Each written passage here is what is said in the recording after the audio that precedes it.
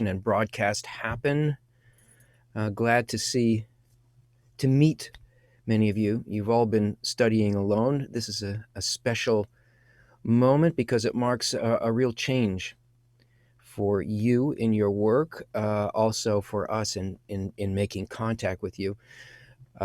Before we begin, I'd like to introduce Mary Pennick, who is a senior student of Rav Lightman and B'nai Baruch, and also the chief editor in the English book department. And she will explain to you how the question and answer thing is going to work, how we get them, and what we do with them. Go ahead, Mary.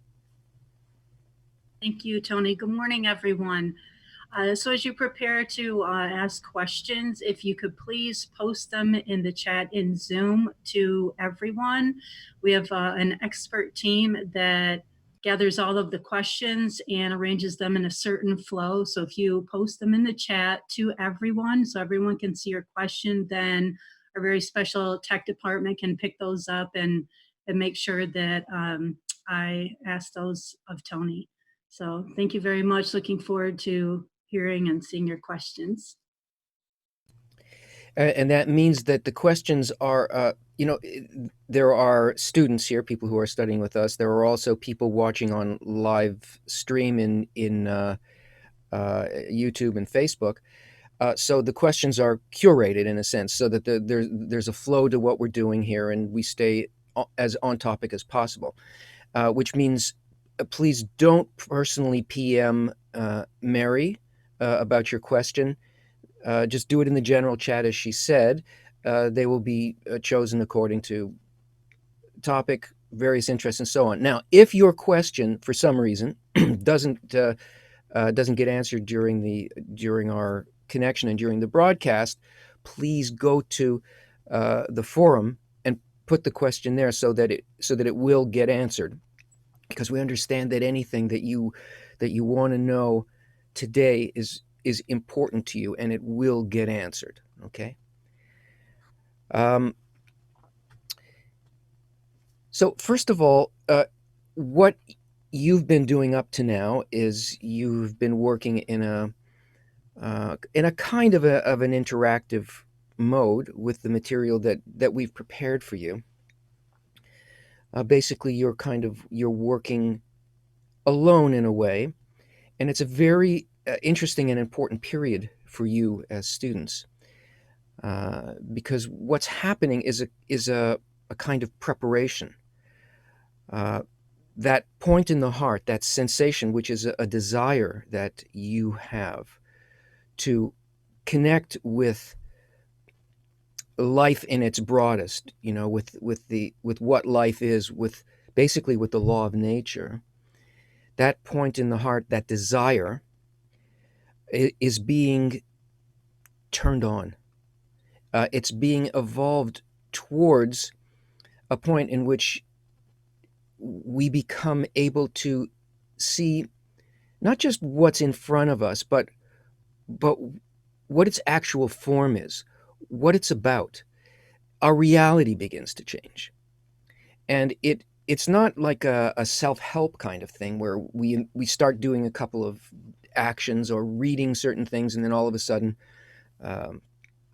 we're good from now on and we start perceiving differently. This is really a linking of that desire of the point in the heart with the actual way in which nature works. That is, with its real identity, with your real identity, with what we're here to do.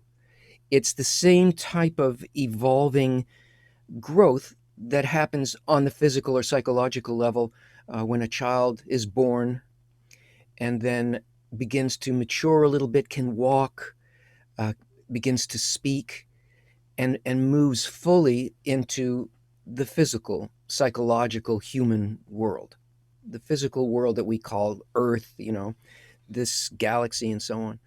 We learn our place slowly, and nature evolves us, and it evolves us constantly because of the desire that we have towards knowing. As a child, we just keep doing and doing and doing. We fail and we do. We do and we fail, and then we do, and then we can. Suddenly we're able to walk, we're able to speak. Well, this is a natural process. It applies to all levels of human development, including the spiritual, and this is where we are in this process. You've been learning alone, and that has sparked the opening of this point in the heart that you have.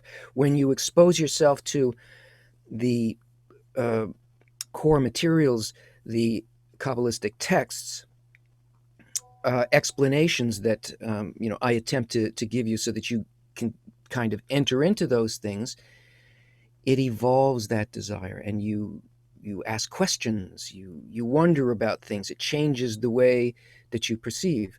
But it's important to remember that this is a phase of initial development for you.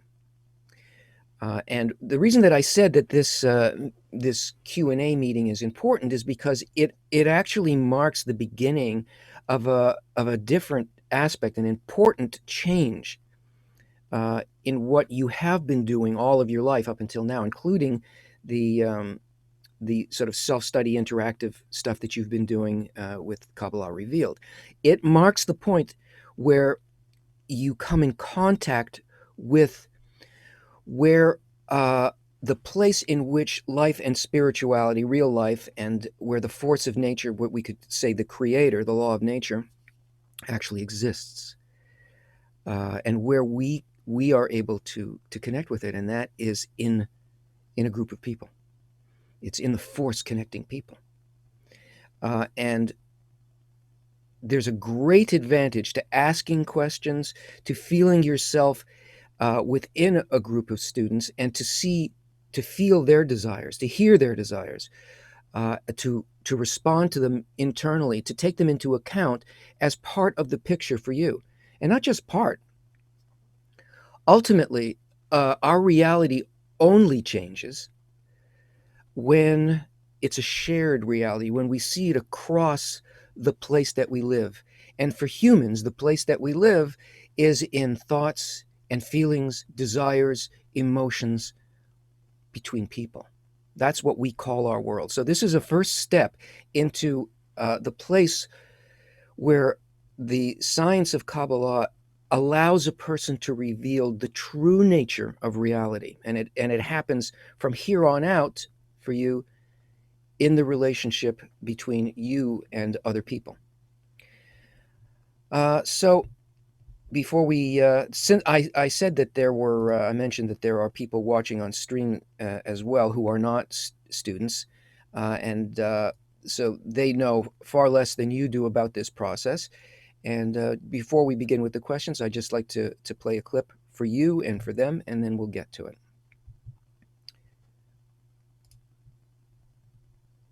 And I have to share my screen in order to do that. And here we go. There's a science that deals only with the most essential purpose, covering the greatest possible scope, and specifically how we come to know and live in it.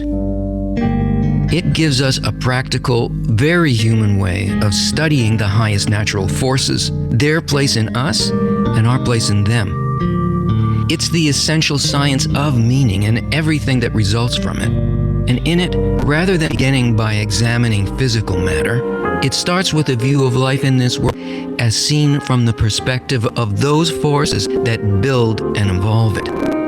And then discuss how to reveal our sensation of its purpose in us. So we're going to use its insights to peek into that gap. The science is called Kabbalah, which is a Hebrew word that means reception, how to receive and perceive.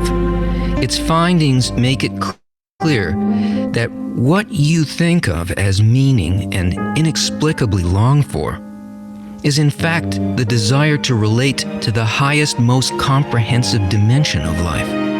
That your longing and doubt are required to make you capable of grasping the purpose and meaning, because they're the container in which you'll eventually receive it. Not only that, It describes exactly what the purpose of life is from the point of view of that dimension, and how this larger goal becomes activated only if and when you consciously engage with it, and not with something else that you imagine. And because its purpose is constantly aimed at your development, it's as if it's waiting for you to reveal it. And somewhere, even if ever so faintly, you feel that.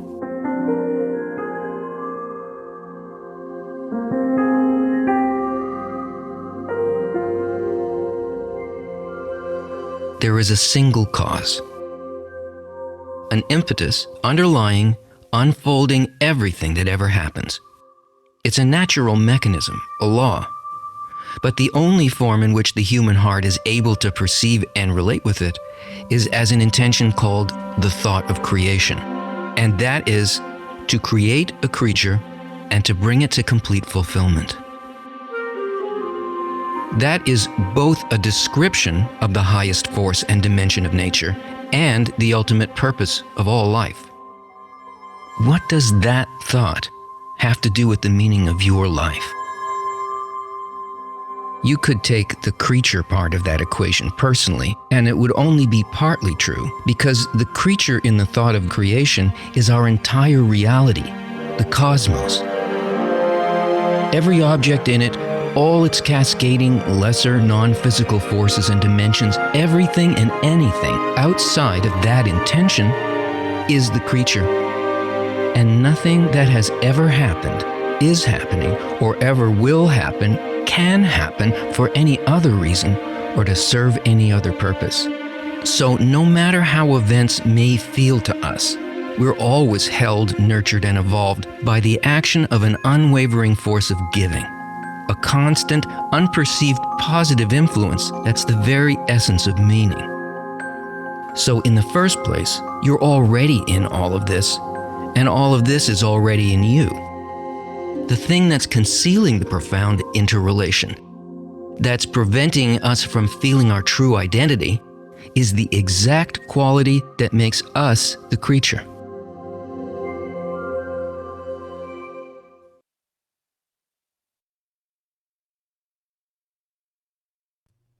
Okay, and I just want to check, is my mic volume okay? Is it better? I understood it was a little too low before. Is it good? Good. Okay, so let's get to it. What questions do we have, Mary? Okay, great. In addition to typing your questions in the chat, if you're in Zoom, we would love to hear live questions. All you need to do is raise your hand, and then our tech team will unmute you. It's a way for us to get to know you better. And also, it's an opportunity if you have a follow-up question for Tony, you can continue the dialogue. So please just raise your hand, and we love to hear your live questions. First question comes from Jenny Garcia. Who are we for God? Can he intervene in our life? Thanks for the question, Jenny. I'd like to ask everybody who's here, if you are decent, please turn your camera on. It's really important for us to be able to feel each other in this. It's about the connection. Thank you. Thanks, Anna. Please turn your camera on. Come on in. Everybody, come on in. Let's just get a little closer so that we can feel it. That's it. That's it. David, thank you. It's much easier to feel what the question actually is when the face is there. Good. Terrific. Hi, Diana. Ask it again about who we are to the Creator. Okay, sure. This is from Jenny. Who are we for God? Can he intervene in our life? I'll do it backwards. Everything that occurs in our life is an intervention by the upper force. The upper force is the fundamental root and author of absolutely everything that occurs. There actually is no special moment where an intervention from above occurs. Everything that happens, including those things that we consider, that we reject, that we think are not good, they're from the upper force. The things, in fact, that we feel and desire, that we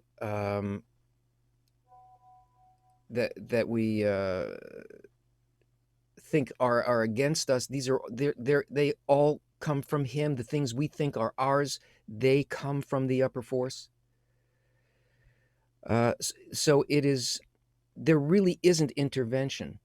There is uh, a constant embrace, a constant giving of absolutely everything, of life itself and all the things that we experience as life. Who are we to the Creator? We're like, the Kabbalists describe it as, we are like a child. Like, the attitude, and it's beyond this, but the attitude is like a mother to, to a firstborn, just completely consumed with bringing to fruition everything good for the child. Um, the Creator is always, you can say, I'm anthropomorphizing, but thinking of us in the sense, always constantly creating everything that is required, even the things that we don't recognize as required. So, yes, and basically that's good news for us if we understand how that works, or that it's happening, and try to find in our relationship with the Creator. And that's the more important part, because what the Creator or the upper force is to us, and what relationship we want to have with that, is what determines how we experience reality. That part of it is in our hands. Even though the Creator is constantly giving to us, our attitude towards becoming like that and wanting to feel what that relationship is towards us is what determines the quality of reality for us. Let's go on. Okay, next question comes from Marcelo. Who created the system of 125 ladders and with what aim? Um, the the approach that's called 125 rungs of the ladder is is a way of perceiving. It's how human awareness can grasp and relate to its evolution towards completeness. I've got to do something about my sound here, make sure it's not constant. And it was that approach was developed by the Kabbalists, and you need to understand that number is not quantity; it's quality. Number indicates, in the language of Kabbalah, it indicates uh, degrees of wholeness and ways of interacting and approaching this wholeness of existence, which is there's not much I can do about by the way, I can't change the volume of my microphone, so it's gonna be this way. Um, it's like how the creature's perception is divided. For instance, a human has two eyes, and it gives us a kind of a depth perception. It makes our reality appear a certain way. An insect has, well, they may have more than two eyes, but they also have uh, sort of crystalline forms in the eye that in which they perceive 100 different aspects of something. They're sensing 100 different aspects, or 1,000, or who knows how many, because insect eyes are all different. It's the 125 steps have to do with the kinds of corrections that a person undergoes in in the balance between the will to receive and the will to bestow, as they evolve towards the having the same quality as the Creator does in our feeling of bestowal towards the Creator and towards others. That's basically what it means, and it was developed by and recognized and discovered by Kabbalists as a quality of human nature itself, the transformation of human nature. Okay, thank you, Tony. The next question comes from YouTube from Marianne Zikaros. Is a function of humans to exist as slaves and fulfill the Creator's need to control? I see no purpose other than that to our lives in your teachings. What are we trying to attain? Hi, YouTube. That is an absolutely excellent question. That's a very serious question. Um, well, what you see in the teachings and what the teachings are saying are not the same thing, and that's true for everybody. Uh, yeah, you know, the free will, true free will, is really the difference between being a slave or a guest, or basically the host in the situation. What you're talking about is the starting point, that the ego, that the will to receive has when confronted by the idea that life is perfect, that everything is managed by a perfect and whole upper force, that everything is completely integrated, uh, that there is no thing that happens that's random at all. On one side of that news, when it actually strikes our our closed minds and hearts, it makes us feel as though, well, we're slaves, we're robots. But nature has built this system for us, not that we function that way at all, but that our own qualities, Kabbalah is about the changing of our own inner qualities to completely align with, synchronize, and be equal to that force that is and does everything. In other words, we, well, to the ego, it seems like an annulment. We set aside what we are and we do what it says. But actually, what happens in this process of correction is our desire becomes one and the same as that desire. It becomes our desire. In other words, we integrate and become, in a sense, that wholeness. To the ego, that's slavery. That's being in Egypt. But to the seeker undergoing correction, we become more and more free because we identify our own needs and desires not with what the ego wants to achieve, but what the whole system is and wants to achieve on behalf of the whole system.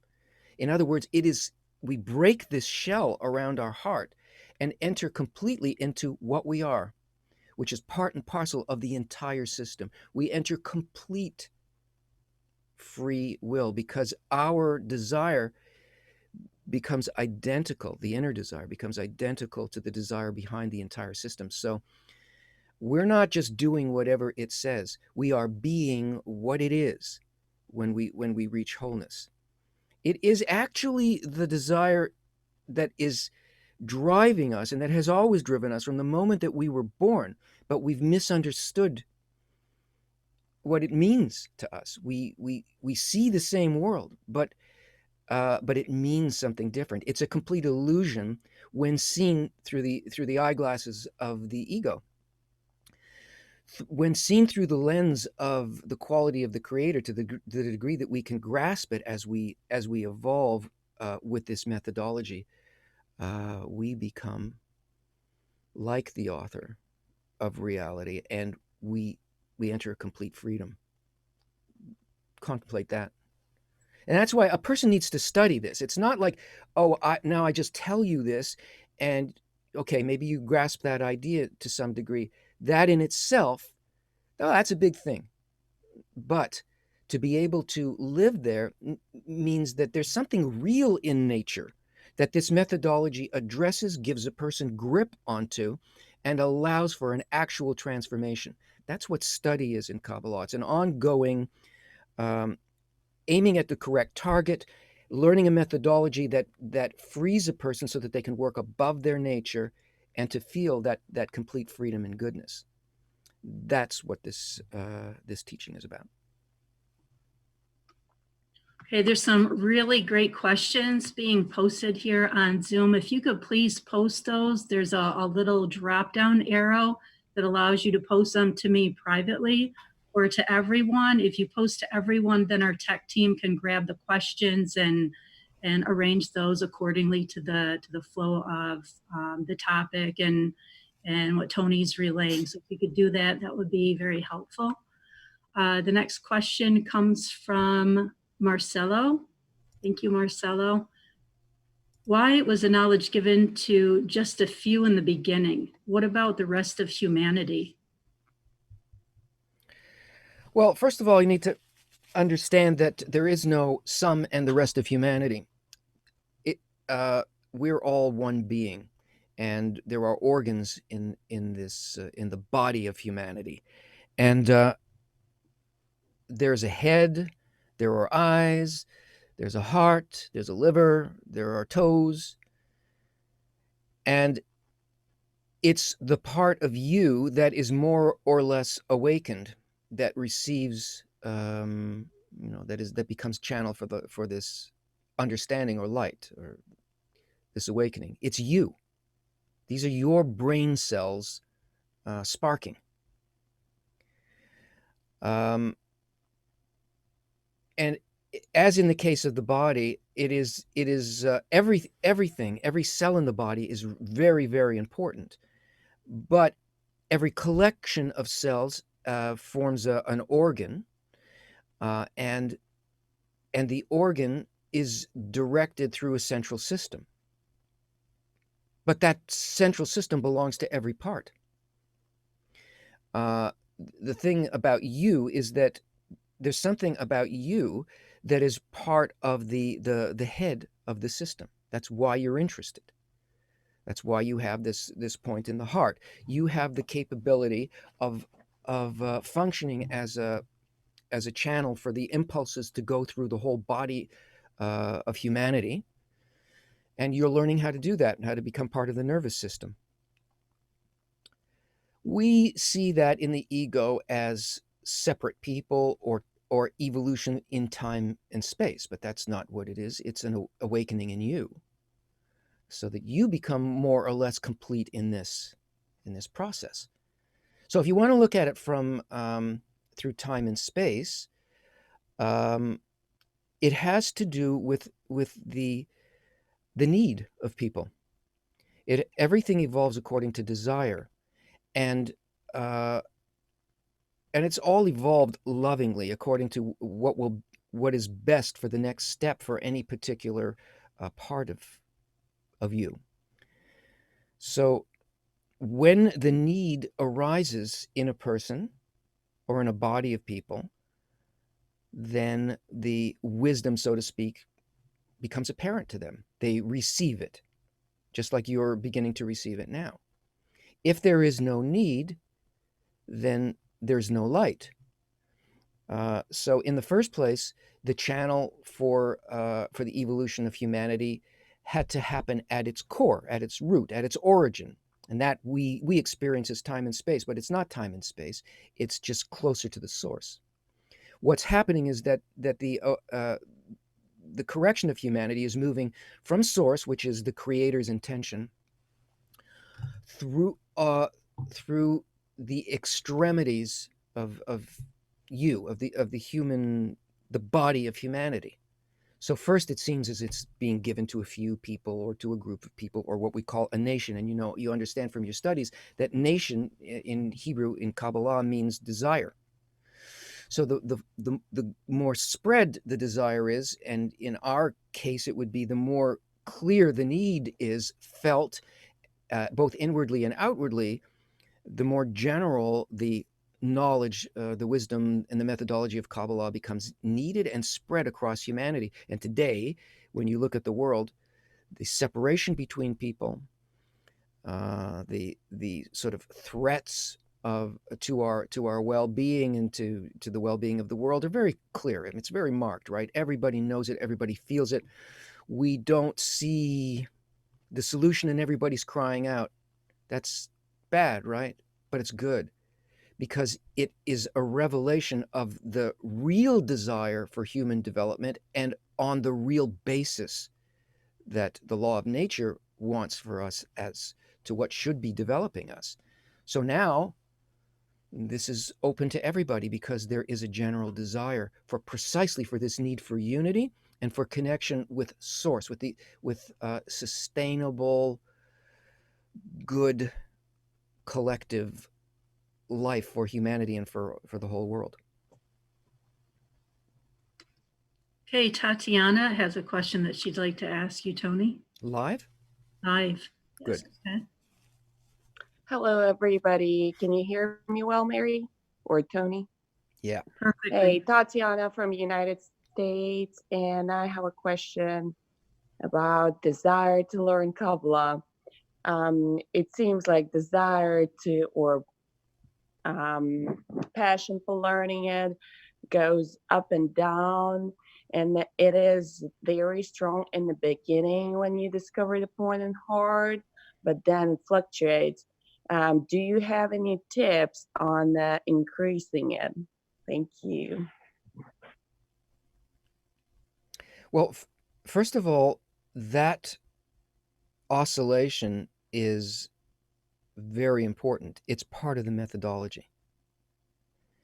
Um, we don't evolve in a kind of straight line, uh, and the forces that work on us are the same ones that work on us all the time in the world. There's this constant, what we call good and bad, and in relation to the desire to learn, to understand and advance in Kabbalah, we receive a purposeful, an intended pushback from the upper force. We need to learn, first of all, that this is part of how nature always works with us, and that faith is not a matter of always feeling good and always feeling strong. It is to understand that what appears to us is not always what it appears to be. And when we're being pushed back and we lose our interest, we call this a kind of a descent, but actually it's an ascent because it allows us to use something other than our ego to go forward. It allows us to use what Kabbalists call faith, not just belief, but to try to put an effort in that allows us to act without consideration for ourself, to act the way that we imagine we are being shown by the creators pushing us away, showing us to function without self-concern, to still to still go ahead, to still uh, act as though the connection were really there because it is, and to take this example of acting for others. Now, this is an important point here because there's a component uh, of the methodology that's yet to come for you. Uh, and that is the field in which these ascents and descents are meant to function. They're meant to function in relation to not just to our own development, but to the development of others around you. Because what you'll find if you stick with the succession of semesters. Hey, Bernard, please mute your mic. Thank you. If you keep going, there's much more to learn, and you will begin to be working with other people as a group of Kabbalist students,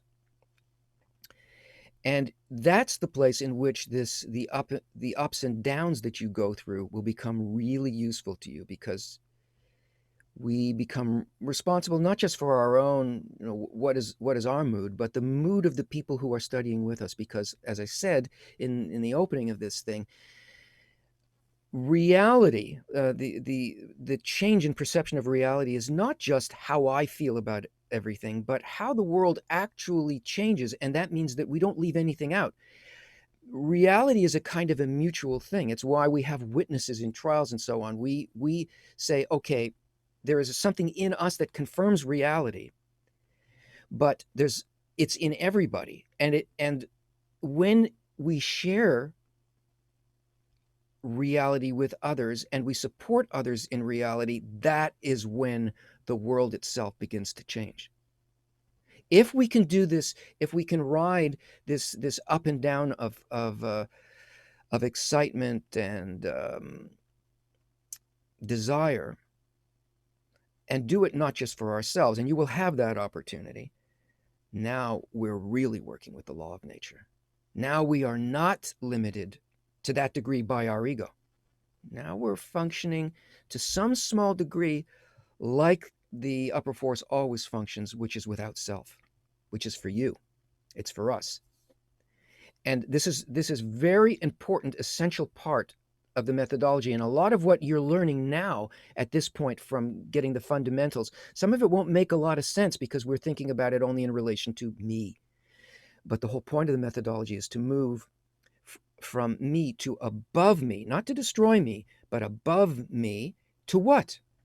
What represents the creator's force to us? Not just represents, where is it? Because it's not in you and it's not in me. It's in the force connecting you and me. And this is the place that we need to enter. So, and the ups and downs are the practical help that we receive from above that allows us to do that. Tatiana, thank you so much for your question. You've inspired others to ask live questions. Next one is Bernard James. Go ahead, Bernard.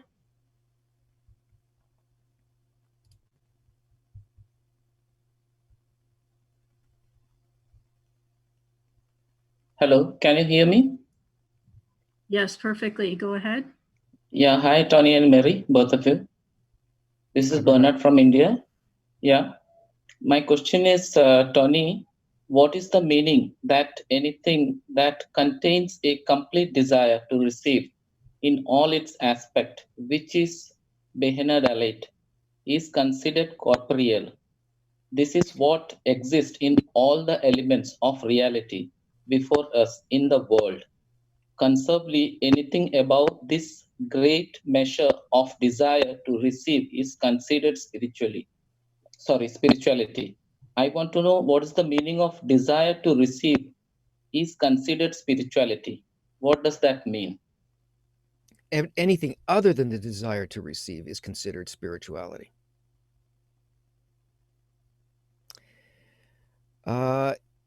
It means that the desire to receive is what we are. It means that the material creation, what Kabbalists call matter, and what in fact what it is a desire. That desire is wanting to be personally fulfilled. It is the sensation of, and that leads to the sensation of separation from the upper force.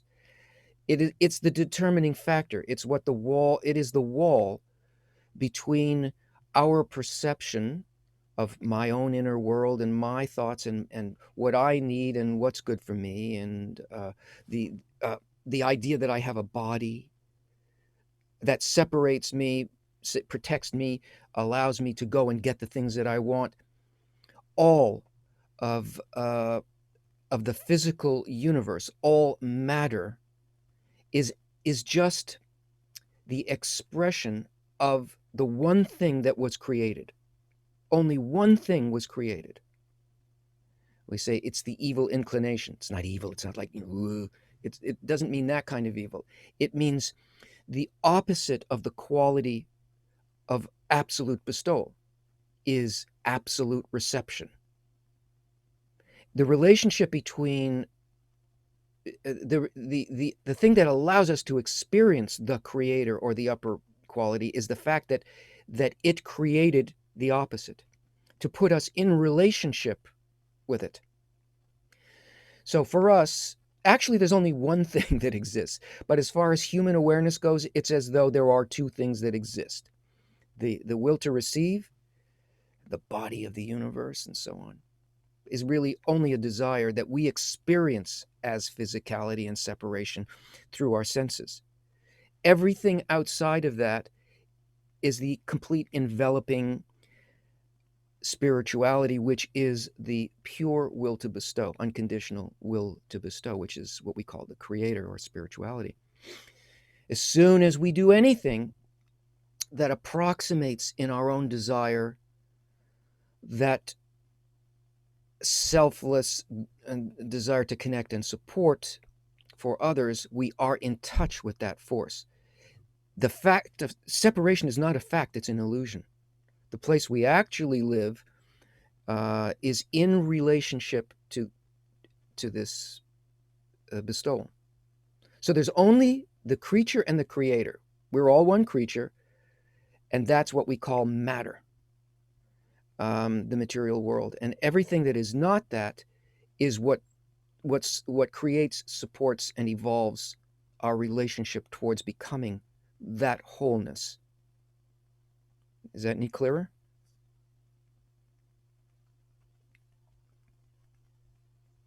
Yeah, it's done, Tony. It's done. Thank you. Thank you. Okay, we have another live question here in Zoom. Nikki, go ahead, please.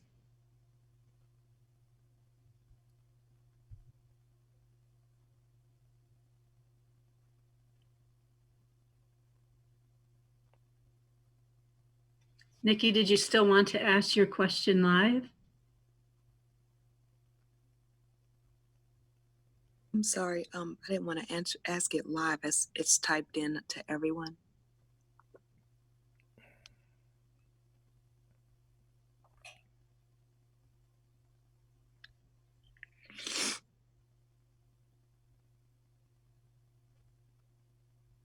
Okay, yes, I see it here. I always feel like I want desperately to have wisdom, but it feels like it is so far from me. I have lost so much interest in the day to day. I have had this point in my heart for many years now, since I was 14. I'm 43 now. Why does it come so slow? You are answering some of this now.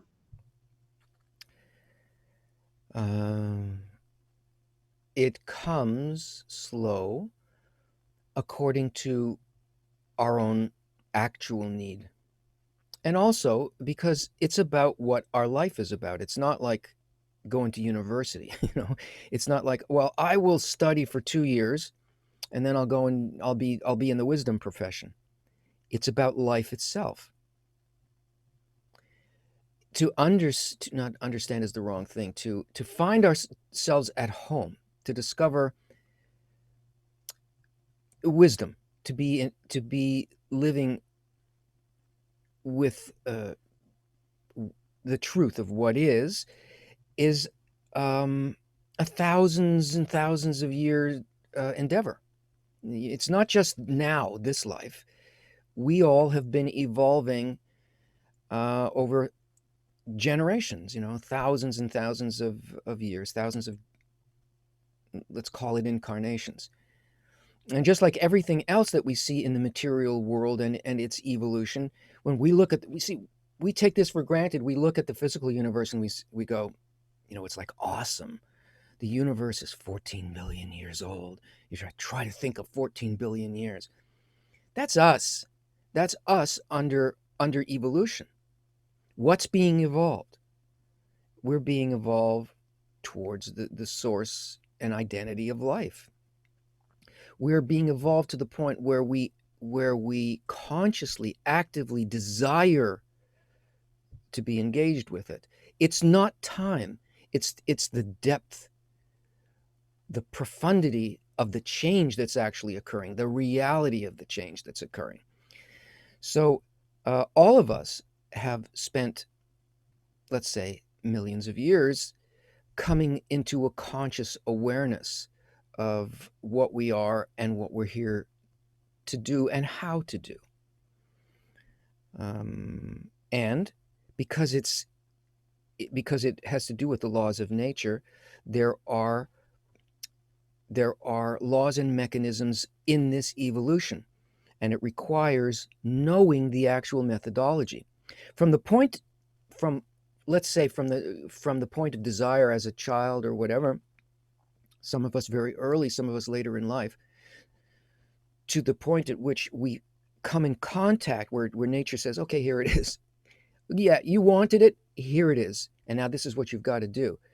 The speed that happens between being exposed to, well, this is how the mechanism works, from before that to after that point, it's huge acceleration.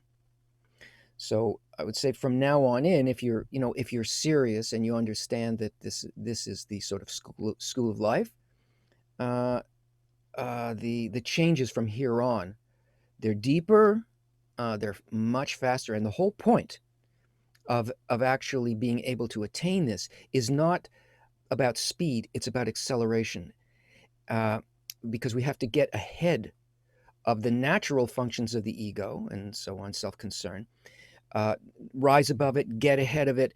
It's that acceleration that the methodology is all about. It takes the laws of nature and it shows you how they function, and so that you can use them to speed up your evolution towards reality or wisdom.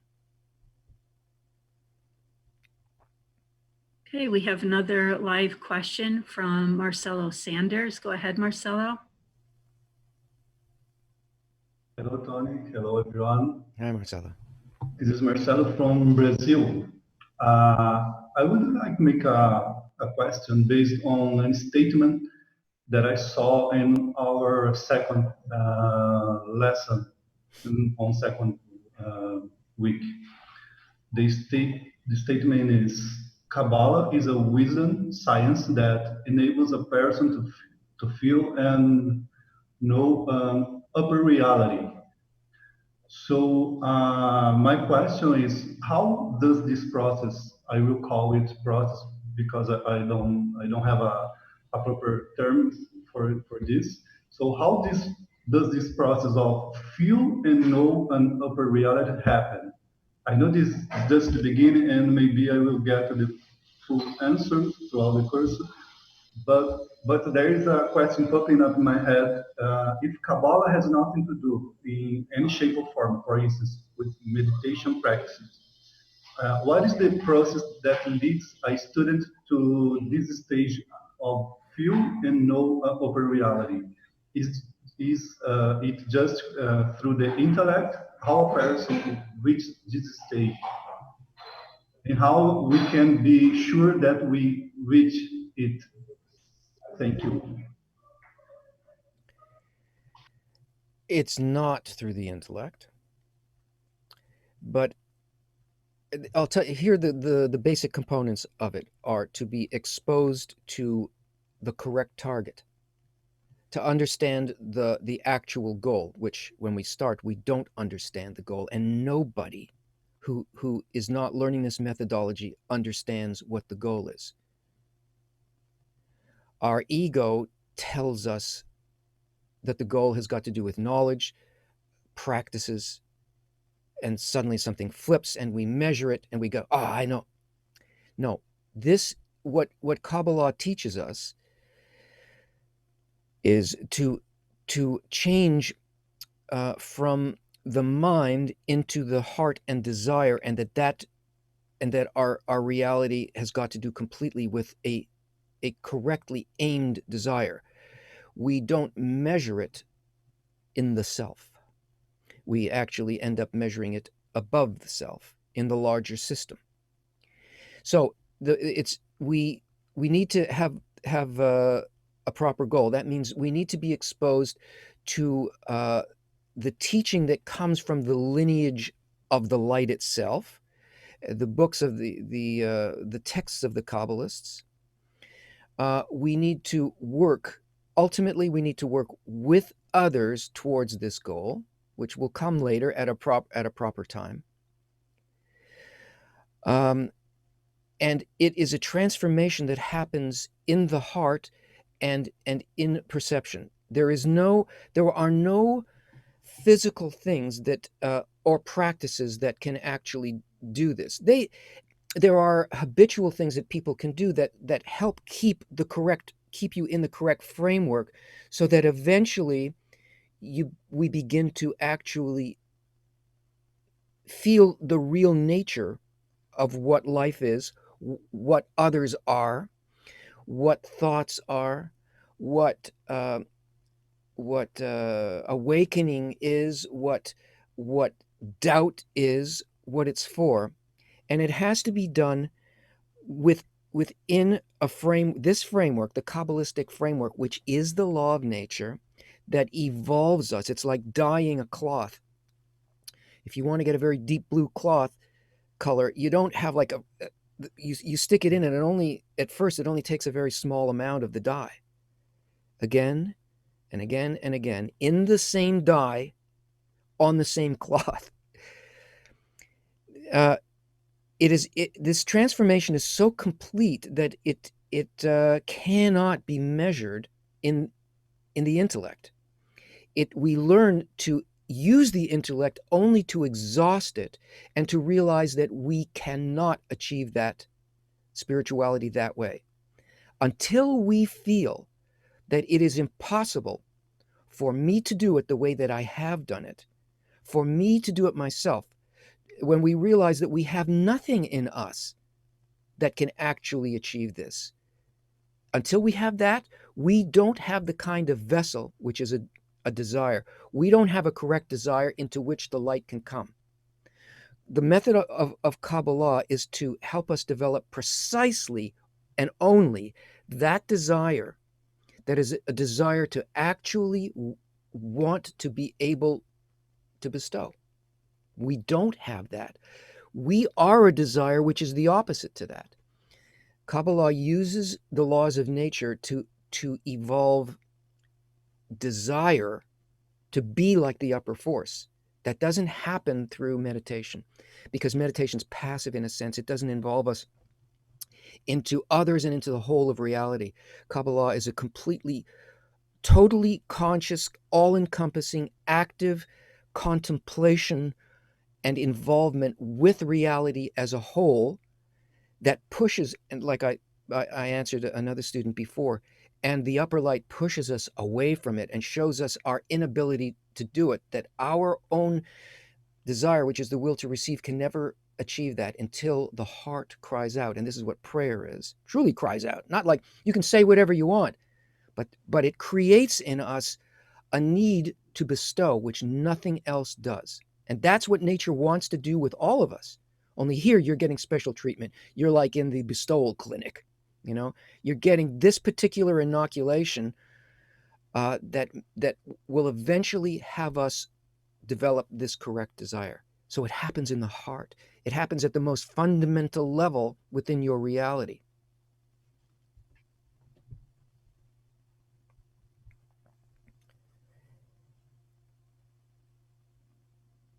Okay, next question comes from Simon Dorlock. What advice would you give to get into reading Shamadi? Some parts are comprehensible for me, but some others remain unclear. Thank you.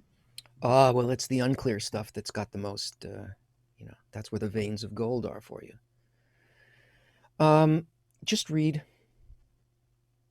Just read, just feel whatever you can feel. And those things that you don't feel, that make you wonder, that's where the light is.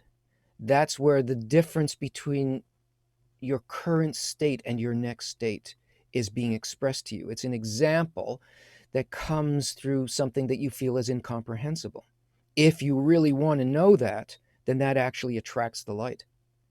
But what's great about Shamati is that it's really aimed at the work of the heart. It's very unlikely that a person is going to, that the heart is going to confuse that with intellect. You can feel in the way that that's written that it's all about change in perception, the love, the care for an evolution of the student. And so you know that you're dealing with, well, can I perceive this or can I not perceive it? In other words, do I feel it or do I not feel it? Um, so just read. And by the way, since you brought that up, let me just uh, remind you that there are student book packages, and these books are very important because the books hold the target for us. They will also support us. Um, I wouldn't say they explain, they kind of do, but they keep us constantly wondering, do I have it? Do I see it? And maybe even make us feel that we don't. They're constant companions, but they're accurate. They contain the methodology without our distortions. And we can either accept them or not accept them. And in fact, rejecting them and finding out, I don't want that. Are you kidding me? Nobody can do this. I don't like that, or I don't agree to that. You need that.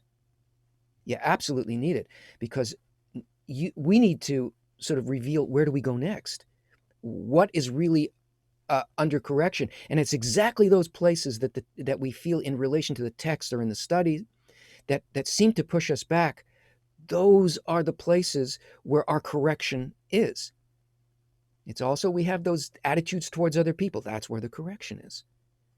All of that is where we can begin to feel. Let me just show you. So the book packages, let me share my screen here.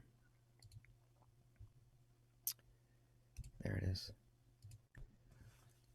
There's, for Kabbalah Revealed 1, there are 3 books. That big green book in the back on part 1 is like fabulous. It has absolutely everything, and I use that book every day. I've been using it for almost 20 years. Say 15 years, because it came out about 15 years ago. It's got everything in it. A lot of technical stuff, articles about how human society evolves, and our part in it. And Attaining the Worlds Beyond is gorgeous. It's really written for the heart.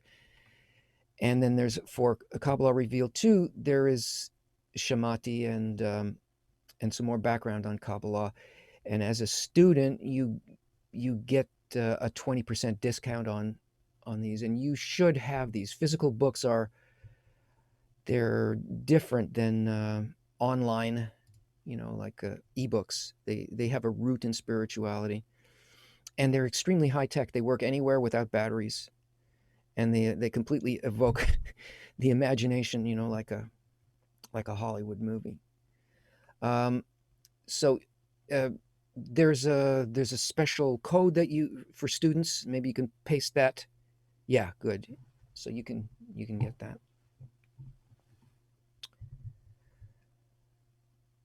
And what's next? Okay, next we have a question from a Facebook viewer, Asher Wiki. As a student of Kabbalah and as a writer, I really want to know why Kabbalists feel that every human should learn the hidden part of the universe.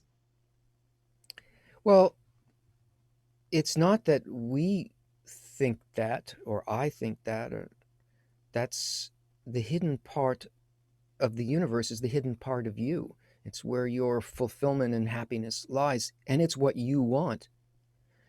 The desires that we have, we think are about that car or that relationship or that achievement. They're not that. Those are dressings on the experience of giving goodness. That's really what we want. That's the creator. It's that desire to do good, which we feel as the desire to receive good. You want the hidden part. You want to move beyond the restrictions of your experience and your heart in order to fully embrace life in its ecstasy. That's what you want. What Kabbalah is saying is, this is how. You have to include everything. You have to understand the forces that are there. So it's what is built into and designed by nature for you. And you either take it up or you don't, or you understand it or begin to want to understand it for what it is, or dress it according to the will to receive as, a top 10 book, on New York Times or something? Or is it the bestowal to all humanity and everything working for everyone? Is it revealing that this is the ultimate reality, is yours, it's your inheritance, and you need to open it up? By what? By wanting it, by being consciously involved with it, by seeing that what you really desire is that. Doesn't stop the number one on the New York Times bestseller list. It includes that, but it's not limited by that. So that's basically it. Here's a question from Complex and Mysterious. How do I learn the system of Kabbalah?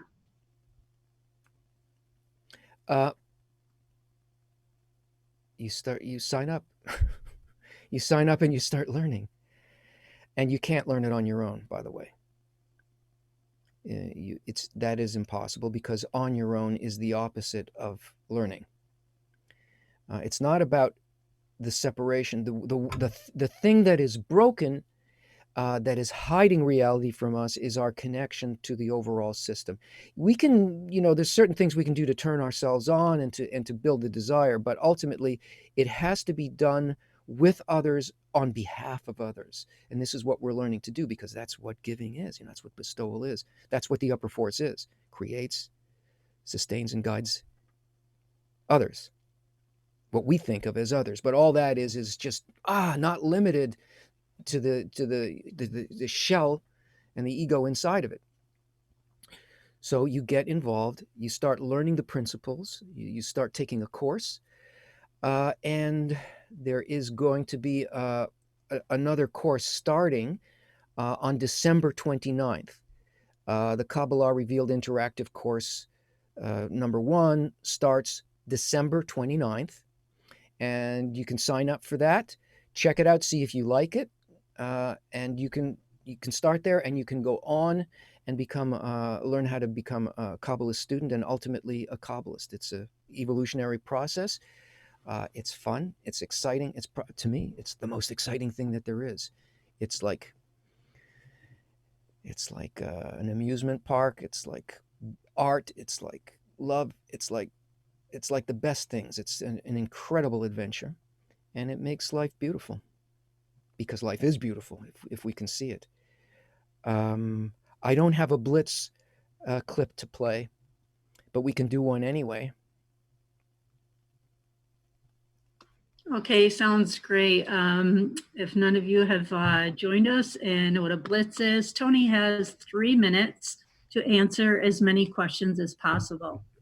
So do you have a timer, Tony, where I can set one up on my phone? Yeah, set one up on your phone, because I'll cheat if I do the timing.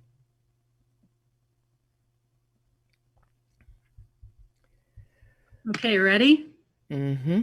Okay, here we go. First question, why now? Why not? Second question, is Kabbalah evil? Are you? I don't know. No. Kabbalah is reveals evil so that it can transform into good. Sometimes I used to see dreams about the future, so it's guidance from the Creator? Yes, it's awakenings until you become involved consciously. Is it useful to visualize the hexagram or the star in Hebrew letters? No, it's not useful. It's kind of fun, but it doesn't do anything. What does Kabbalah say about premarital sex and masturbation? Don't get caught. Why do we use the term him? I thought the upper force was feminine. Is him referring to Chokhmah or the pineal gland? It's not referring to anything physical. The terminology, he means the desire to bestow. She means the desire to receive. These are aspects of the human, and they describe the forces of nature interacting with each other. They have nothing to do with physical gender. The first 5 books on the Bible were written in branch language. What is the connection of the idea in the Bible as the descent of Lucifer?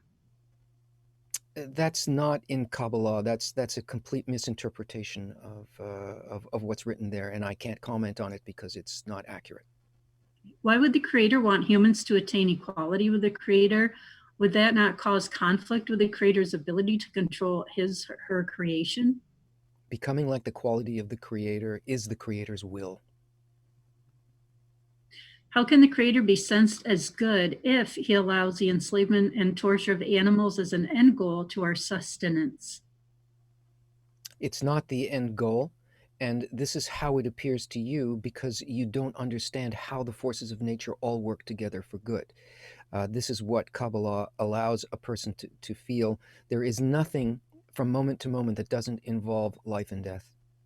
How can we sense the Creator is good if he allows our loved ones to die in an unjust manner? Nothing is unjust. Everything is for your development, for you to be able to experience and see the good in every act. It's our dissimilarity with the quality of giving that makes it appear that something bad is happening when actually systematically everything is evolving towards good and there actually isn't any death. Who are the Kabbalists? How did they gather their information? Google. No, they're just people with a desire to reveal the qualities of nature themselves itself. Anybody. What do you mean?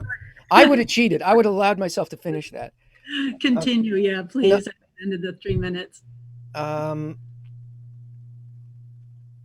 This is a self-selective process. Anybody who has the desire to for this unity and for the quality of the Creator, for a direct relationship with the Creator, is a Kabbalist at heart. You just need to find the lineage where you can receive the correct target, and it's open to everybody now. So how'd I do? There weren't that many, were there? 11. There were a handful more, but great job. Okay, I talked too much. Okay, so let's go to the next question. This comes from Razvan. What is intuition? Intuition is the idea that we're only connected to the holistic reality some of the time. It's the phenomena is not that we see; it's that we don't all of the other times. Because we are completely integrated into the system, but we're blocked by egoistic stuff. So sometimes there will be a momentary awakening, but the point of our evolution is to always be at one with the Creator's desire, and that there is nothing to know except that quality. It's a tricky thing. But let me simplify it a little more. Intuition means that we are moving not with our intellect, but with our desire. Our desire, when it's connected to the upper force, is accurate because it's not our desire. We are not the owners of our desire. We're not the owners of our thought or our insights. It's not that I had an intuition that something would happen.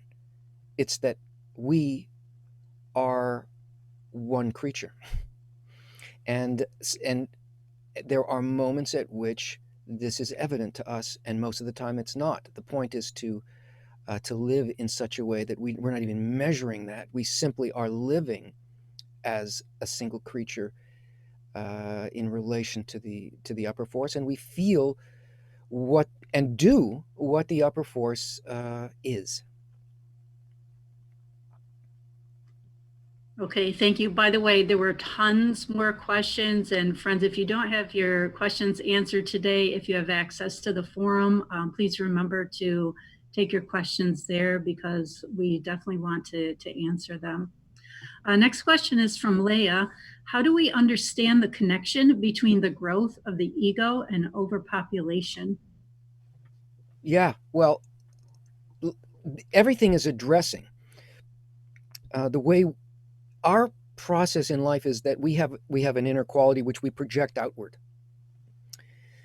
The friends that you see here on the screen, they're your qualities sort of exiled from you because we can't correct the ego inwardly. That's why everything was originally shattered, Kabbalists tell us, so that we actually correct those separated parts of the ego that we call others through our relationship with them as though they were outside of us. So the more the actual matter that is under correction becomes, the more we become aware of it, the more it appears to be billions and billions of separated parts. It just means that we are more and more in contact with what must be corrected in our own feeling and attitude, in our desire.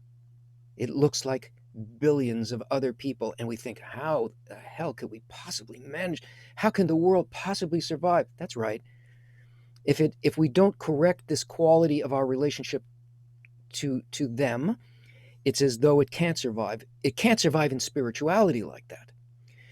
The good news is that we actually can make unifications and pull all of sort of start dividing the 7 or 8 billion by the quality that grows between us of unity. First among, say, 10 people, a quality that, and you will eventually learn to do this, that quality starts to unify and sort of divide the billion by thousands and by hundreds of thousands. And the will to receive becomes reduced, and all of these so-called physical problems, they begin to sort of harmonize. So the population of the world is just a measure of how shattered and separated we are in our own desire.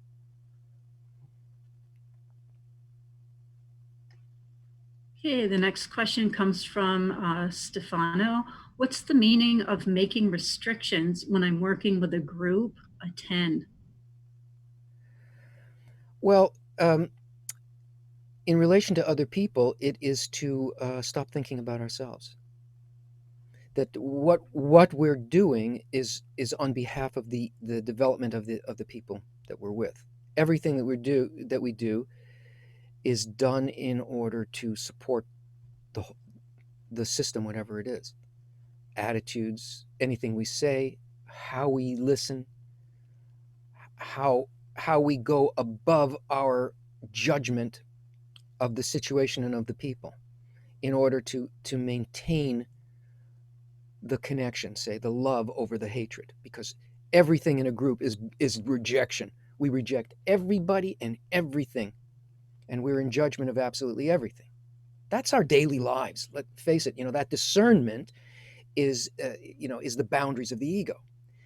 It's okay. It's good. It helps us, because if it weren't there, we wouldn't know how to get above it. We wouldn't understand that there is another quality that's opposite to that. So a restriction means it's there, but I don't use it.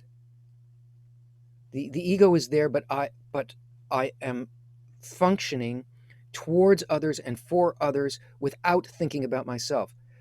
You can't really do that, but it's important to try to do that. Otherwise, we won't ask for the upper force to help us to do that, because only the quality of bestowal can do that, and we are the quality of reception.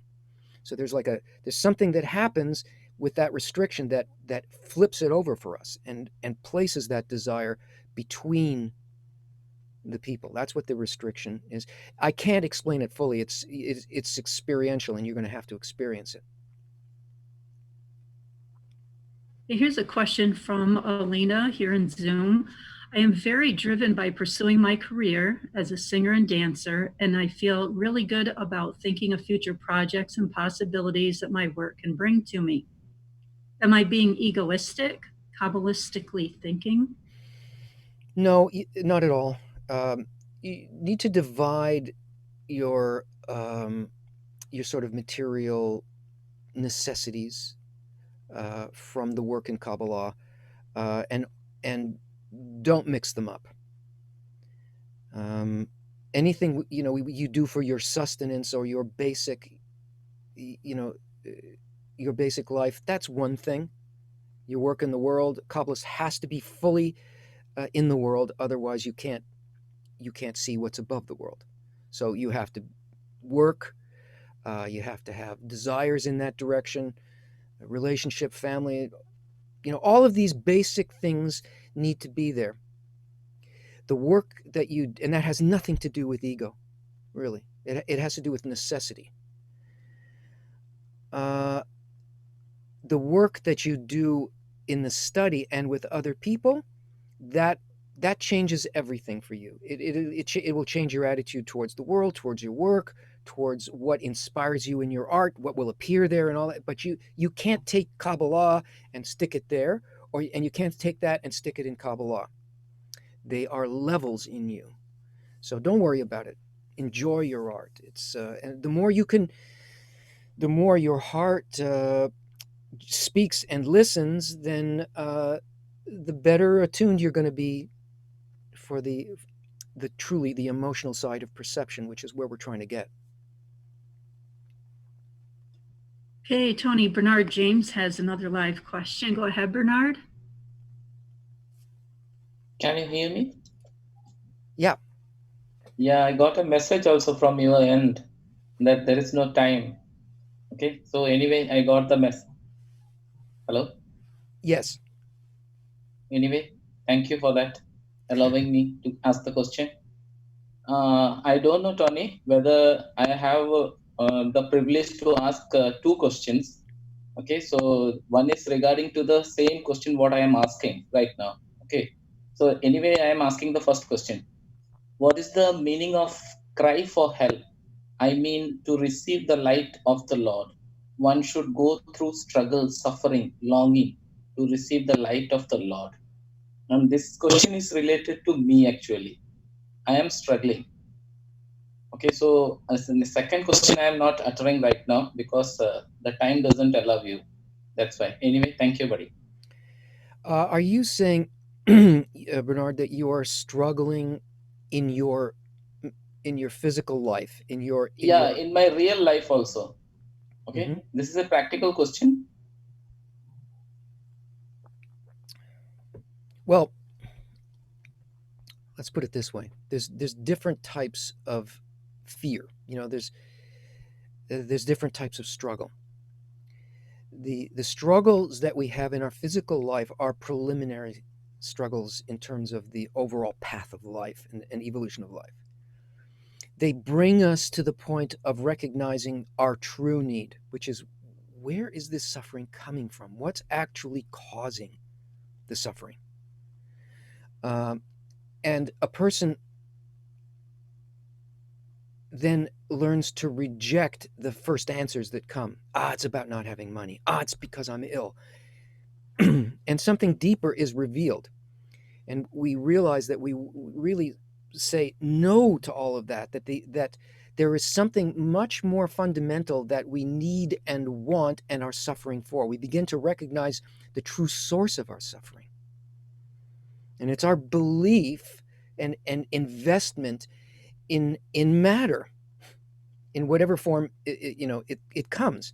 In other words, we are invested in our egoistic desire to receive, and we measure our suffering by not receiving what we determined we should have. Where we get that determination, we get it from our nature. It isn't true. So eventually, that type of suffering that we feel in our lives is probably, for most people, is what brought you here in the first place. So that's one type of suffering. If you convert it to a suffering because of the distance between you and the desire to bestow, the quality of the Creator, what we call spirituality, if we understand that and the feeling that I'm not able to do that as the real core of our suffering and as useful suffering, it's not that you get blows, you get blown up by the Creator, but that you are developing a need. Need is suffering, and suffering can be very intense. Bala Salam says that suffering can be that you think you have a certain coin in your pocket, and you reach in and you take out and it's another coin. You got coins, but it's not the one you wanted. Suffering. And the more acutely we're tuned towards what we're truly suffering about, the closer we get to the right desire. Nature uses this. That's all that we are, Bernard. That we are nothing else but need, deficit, and desire. It's just we have to have the right one, because that is what comes in, and that's what can be filled. The egoistic desire cannot be filled with spirituality. In fact, it's not even real. That's not what we desire. Once you begin to learn what the desire is, it's not like suffering anymore. It's like suffering because you're in love with somebody and you can't be with them. That's not really suffering. That's beautiful. You know, it's really gorgeous, and you feel it constantly. That's what the Kabbalists mean.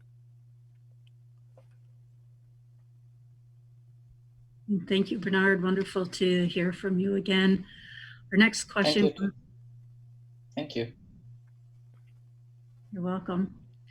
Next question comes from a YouTube viewer. Hi, mate is their name. Is having a complete connection to God simply just attaining theta brainwave states, or is it more than that? Well, it's certainly more than that, because if you can define it, you know, one waveform different from another waveform, then you're not in complete connection. It's where everything, it's our complete integration into the desire to bestow without thinking of ourselves.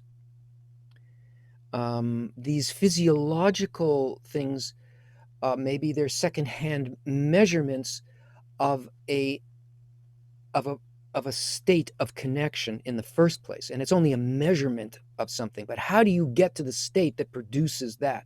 Yeah, you can. There are certain things that in our mechanism that scientists can simply produce. They can even produce religious experience, you know, through tapping into the brain. That's not it, because that's passive. That is not consciously happening. It's not happening by choice. It's not happening by having the quality. It's still receiving the quality, you know, like through here or some other way.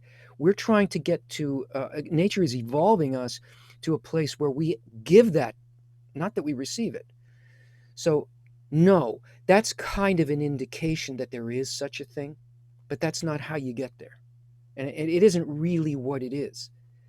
It's a complete change in perception of reality, where you see the same things, but you don't see the same world. You don't see the illusion, you see what it is. That's a very different thing. I think we've got about 5 minutes left, so let's do a couple more questions and then we'll wrap up. By the way, these are great questions, friends. Really great. I'm excited and very happy for you that your questions are of this depth. Okay, here's another excellent question. This is from Erolina Rosario. Do you think that if we are connected, we can change the world? I mean, persuade greedy leaders that are still functioning from the ego and use violence to get advantage of the rest of people? Thank you. There's nothing else that changes the world. These greedy leaders are a reflection of our own state. We're creating these leaders, and we call them leaders. But compared to, they're puppets of our uncorrected qualities. They are dressing representatives of our current state of disconnection from each other. They don't make anything happen. They simply manage the collective state of ego at the level that it's at. What changes that is your development in terms of connection with the upper force, unity between you and, you know, your friends here. That is the most powerful force in the world. There's no world. There's only the will to receive. There are no leaders. There's only the quality in us in relation, us, all of us, in relation to the upper force. We have immediate access to the governance of all of reality, to the degree that we change, we ask for this to be changed. We seek the method of changing it. We put the efforts in. We build this desire in us. That is reality. You are the leaders of the world. What you change or don't change is what appears in the world. We're responsible for absolutely everything we see: cruelty to animals, things that we think are completely unjust, and so on.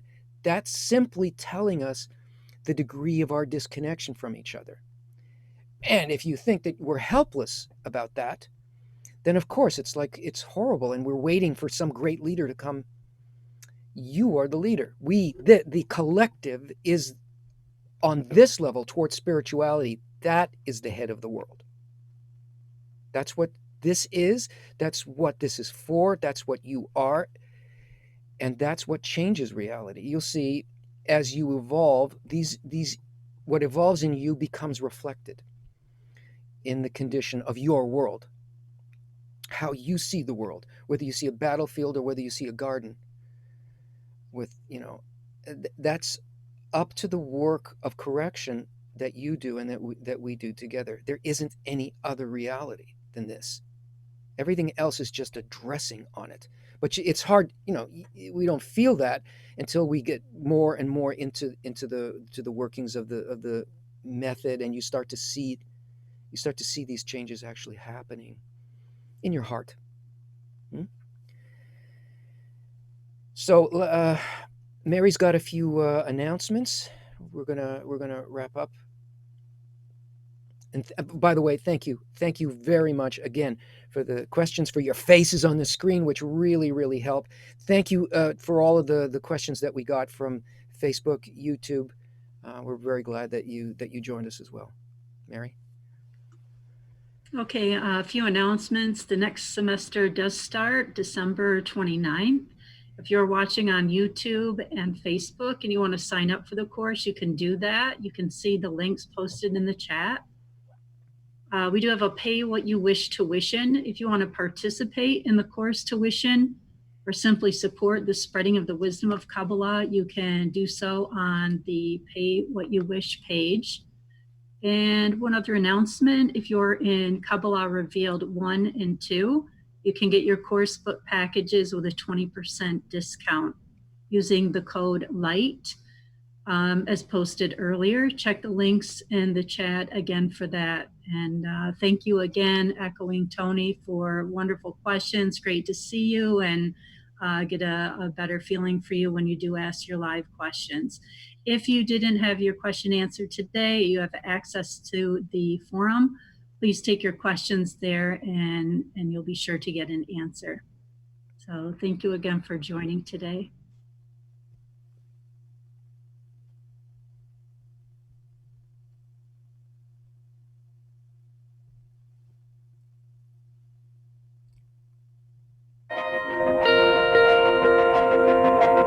I don't believe in myself, but I believe in you.